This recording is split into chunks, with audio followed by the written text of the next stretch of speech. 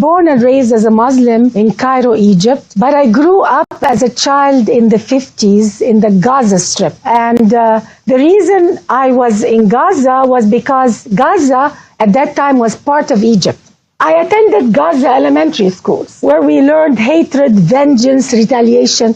Peace was never an option. The concept of peace was something foreign. Actually, the word peace was never even mentioned in the services of any mosque. We recited poetry every day in the school, wishing upon ourselves to die as martyrs. You know, I used to see girls reciting this poetry while they're crying. They would wish upon themselves to die as a martyr. See, our value system was about victimhood, thinking of ourselves as victims, or to be a martyr, to go kill everybody and die as a martyr, either a victim or a martyr. There is nothing in between. Women don't go to mosques, but we used to hear the service of the mosque either on radio or on TV. And I remember every Friday prayer, the sheikh would be at the end of the sermon, he would curse, may God destroy the Jews and the infidel and even the Christians and non-Muslims.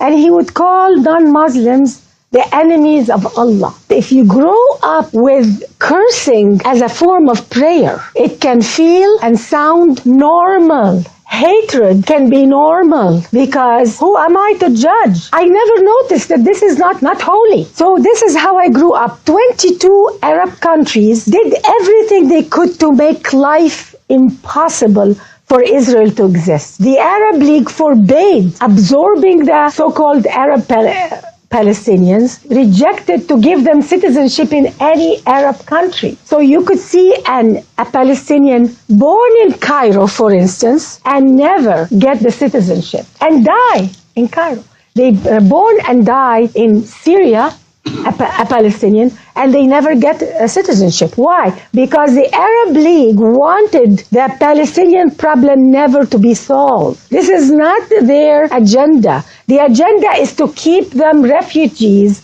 from birth to death. The culture was so for sacrificing. They encouraged women to stand up in front of the cameras and say, I gave my son to the jihad and I want my other children to die in the jihad. Women who are for life, for peace, were looked down upon. Women who would be radical, if not more radical than men, who will promote jihad for their children, were lifted up as honorable women to be respected in society. So for a woman to be respected in Islamic society, you have to be as radical, if not more radical, than men. And that is why a lot of women are silent. They are proud to give their children to jihad. It's the only way to go to heaven is to go and kill the infidel and die in the process. The Arabs of Israel were pushed constantly. They are rejected from being absorbed and constantly pushed against the borders with Israel in order to keep the problem alive. The Arab world doesn't have a shortage of land. If you look at the Arab world from the Atlantic Ocean, Morocco,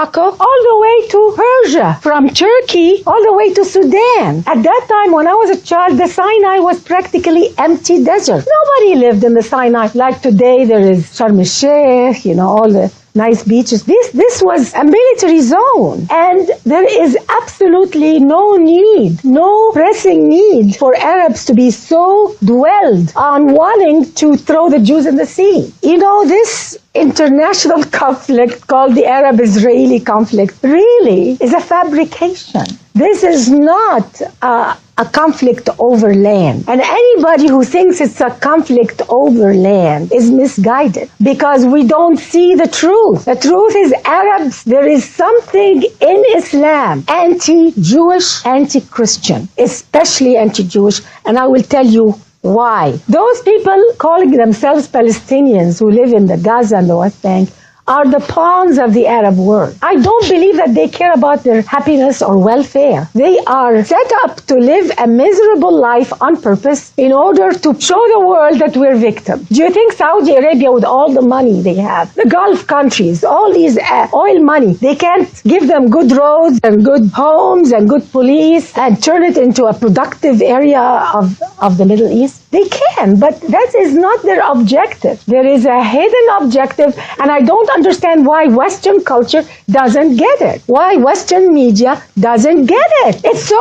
obvious. So the unemployed people in Gaza and the West Bank, all this high unemployment, where do they go to work? Do they stand on the border of Egypt to get a job? Do they stand on the border of Syria or Jordan? No. They line up on the borders of Israel, the very people they are supposed to kill. It's a very unnatural way of living, and nobody sees it. But they go and blame Israel. They compare the living standard of the West Bank and Gaza with Israel, a democracy, the only democracy in the Middle East. Why don't they compare the living conditions of Gaza and the West Bank with Egypt, with Syria, with Jordan? And if they do, they will find that the standard of living is even higher than many areas of the Arab world. But Western media are too lazy to compare apples with apples. They want to compare apples and oranges. I don't know, how can I call Western media ignorant? They should not be ignorant. And then they go and ask Israel, why don't you do some concessions for the Palestinians? I never hear them stand up to Arab leaders and ask Western media, why don't they ask Arab leaders, how about some concessions to the Israeli people? We never hear that. And it's very convenient to blame all of this terrorism on, after 9/11 especially, they blame the terrorism. Oh, it's because we have this terrorism everywhere by Muslims. And it's all because of the occupation. If it wasn't for the occupation of Gaza, if it's not for the occupation of the West Bank, we wouldn't have a problem. The problem all is because of Israel. That's what they want to give the impression. And this is a big lie, because I lived in Gaza as a child, and I witnessed the terrorism against Israel before the occupation of Gaza and before the occupation of the West Bank. And our media here doesn't even know that. There was terrorism against Israel before the occupation. So people who are Arabs who claim that they are doing terrorism now because they want freedom, democracy. No, there is no freedom and democracy in any Arab country, let alone the West Bank or Gaza. So we have to really call a spade now. This is too serious to just take all these lies and look the other way, because it's very, very hard to know the truth if you rely on Arab media,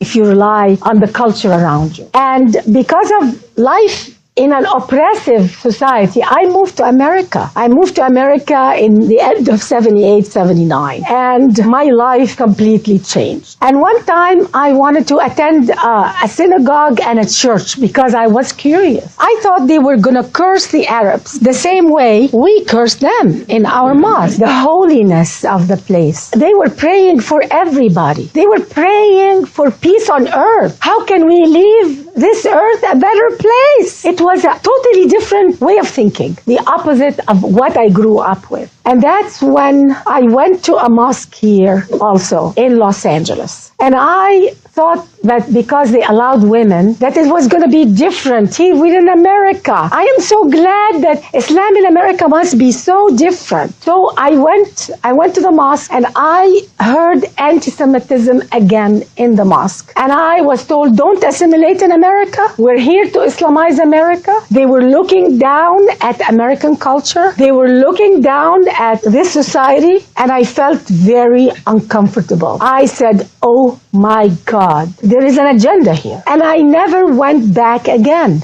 It hit me. How could we do this? How could we lie and accuse people of something we Arabs know very well we have done ourselves? How could this happen? What kind of value system allows a person or allows a culture or a religion to lie and accuse their enemies of something that they know they've done themselves? They know that Osama bin Laden did that. They know that he was financed with Arab money, with oil money until today. How could they accuse the Jewish people of that? Look at the map of the Middle East. You can hardly see Israel. It's It's impossible to convince any person who has an IQ of a child that this problem is over the land called Israel. It's time for the West to understand this, because it's not just not good for Israel, it's not good for the Arab world. They are collapsing. A lot of people think that the Arab world is so strong and so powerful. It's rotting